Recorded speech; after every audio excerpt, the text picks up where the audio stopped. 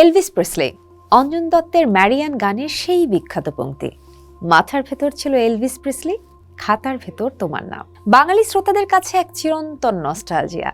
এই চরণে Elvis Priestley কেবল একজন গায়কই নন, বরং একটি তারুণ্যের উন্মাদনা এবং বিদ্রোহের প্রতীক। কিন্তু কে ছিলেন এই এলভিস প্রেসলি? কেন তাকে বলা হয় king of rock and role?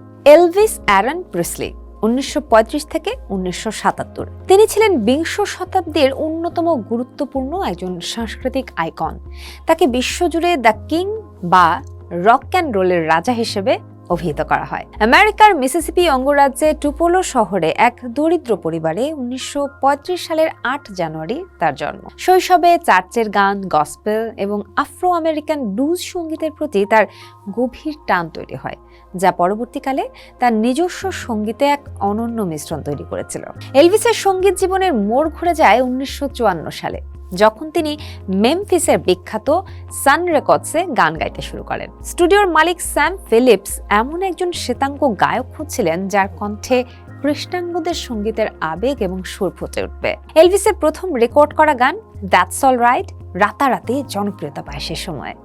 1956 সালে তার প্রথম একক গান হার্ট ব্রেক হোটেল প্রকাশিত হওয়ার সাথে সাথেই তিনি বিশ্বব্যাপী তারকা বনে যান। তার গান গাওয়ার ধরন, কণ্ঠের গভীরতা এবং মঞ্চে তার অভূতপূর্ব শরীরী ভঙ্গি তরুণ প্রজন্মকে পাগল করে তোলে। তখনকার রক্ষণশীল সমাজে এলভিসের কোমর দুলিয়ে নাচ, যাকে এলভিস দ্য পেলভিস বলা হতো, অত্যন্ত বিতর্কিত হলেও তা ছিল নতুন যুগের বিদ্রোহের প্রতীক।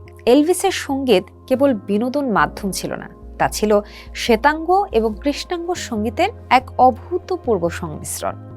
তার উল্লেখযোগ্য কিছু গান, হর্ন ডগ, এই গানটি এলভিসকে সঙ্গীতের শিখরে পৌঁছে দেয়।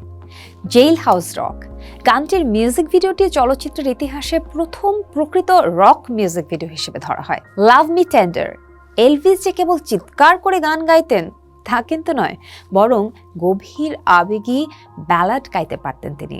তারই প্রমাণ এই গানটি। Can't help falling in love, সর্বকালের অন্যতম সেরা রোমান্টিক গান হিসেবে এটি স্বীকৃত। সাসপিশিয়াস মাইন্ডস, জীবনের শেষ ভাগে এই গানের মাধ্যমে তিনি নিজেকে আবারও প্রমাণের সুযোগ পান। খ্যাতির চূড়ায় থাকাকালীন 1958 সালে এলভিস মার্কিন সেনাবাহিনীতে যোগ দেন। এটি তার জীবনের এক গুরুত্বপূর্ণ অধ্যায়। সেনাবাহিনী থেকে ফিরে আসার পর তিনি দীর্ঘ সময় কনসার্ট বাদ দিয়ে হলিউডে অভিনয় মনোনিবেশ করেন। তিনি প্রায় 31টি চলচ্চিত্রে অভিনয় করেছেন। যদিও চলচ্চিত্রগুলো ব্যবসায়িকভাবে সফল ছিল, কিন্তু সমালোচকদের মতে এটি তার গায়ক সত্তাকে কিছুটা হলেও ম্লান করে দিয়েছিল। 1968 সালে এনবিসি টেলিভিশনের একটি বিশেষ অনুষ্ঠানের মাধ্যমে এলভিস আবারও গানের জগতে রাজকীয় প্রত্যাবর্তন করেন।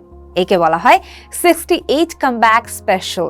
এরপর 1970-এর দশকে তিনি লাস ভেগাসে একের পর এক রেকর্ড ভাঙা কনসার্ট করেন। তার সাদা রঙের রাজকীয় জাম্পস্যুট এবং মঞ্চের জৌলুস আজও মানুষের মনে গেঁথে আছে। অতিরিক্ত পরিশ্রম, অনিয়মিত জীবনযাপন এবং মাদকের উপর নির্ভরশীলতা এলভিসের স্বাস্থ্য কেড়ে নিয়েছিল। 1977 সালের 16 আগস্ট মাত্র 42 বছর বয়সে মেমফিসে তার নিজস্ব বাসভবন গ্রেসল্যান্ডে হৃদরোগে আক্রান্ত হয়ে তিনি শেষ নিঃশ্বাস ত্যাগ করেন। তার মৃত্যু সংবাদ সারা বিশ্বে শোকের ছায়া নামিয়ে এনেছিল। 1950-এর দশকে যখন আমেরিকায় বর্ণবাদ প্রকট ছিল, তখন এলভিস কৃষ্ণাঙ্গদের রিদম অ্যান্ড ব্লুজ সঙ্গীতকে সাধারণ মানুষের কাছে জনপ্রিয় করে তোলেন। জন লেনন একবার বলেছিলেন, এলভিসের আগে কিছুই ছিল না। তিনি রক অ্যান্ড রোল সঙ্গীতকে একটি বিশ্বজনীন ভাষা হিসেবে প্রতিষ্ঠিত করেছেন। এলভিস আজ পর্যন্ত একক সঙ্গীত শিল্পী হিসেবে বিশ্বে সবচেয়ে বেশি অ্যালবাম বিক্রির রেকর্ডধারী। প্রায় 100 কোটিরও বেশি কপি রয়েছে তার। তিনি তিনবার গ্র্যামি অ্যাওয়ার্ড অর্জন করেছেন এবং মাত্র 36 বছর বয়সে লাইফ টাইম অ্যাচিভমেন্ট অ্যাওয়ার্ড পেয়েছেন। অঞ্জন দত্তের গানের সেই তরুণটির মাথায় এলভিস প্রেসলি ঢুকে থাকার অর্থই হলো, সেই সময়ে তারুণ্যের কাছে এলভিস ছিলেন মুক্তি, ভালোবাসা এবং আধুনিকতার নাম।